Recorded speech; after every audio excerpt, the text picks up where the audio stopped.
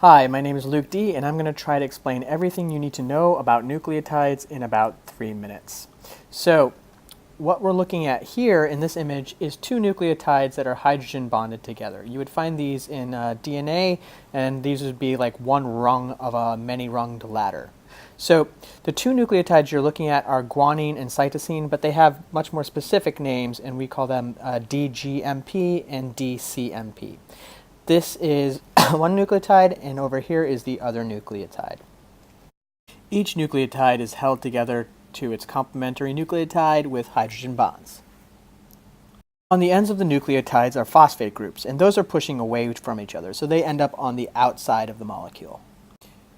There are three parts of the nucleotide. We've got the phosphate group here, the sugar in the middle, and then the nitrogenous base, which some people call the N group, on the other end. Here's the nitrogenous base of the other nucleotide. If you know anything about epigenetics, the nucleotide is where you're going to start to see modifications like methylation and acetylation. But the heart and soul of the nucleotide are actually in the middle, the sugar. So find the sugar and then find the nitrogenous base, find the oxygen, count from the oxygen towards the nitrogenous base, and count the carbons as 1, 2, 3, 4, and 5. Don't pay any attention to the cursor here, I'm pretty sure it's got a mind of its own, but each of the carbons in the sugar are very important, specifically what they're bonded to.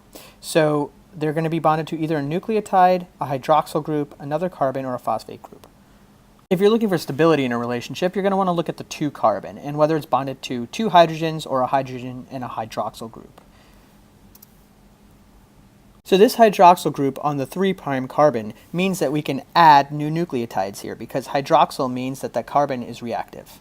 Yay! If there were a hydrogen here, then the 3' carbon would not be reactive, which means this would act as a poison because it would shut down replication. Boo! I did my own sound effects here. So the phosphate group on the end determines the amount of energy in the nucleotide. So if you have 3 phosphate groups, you're going to have a large amount of energy. If you have 1 phosphate group, you're not going to have as much energy.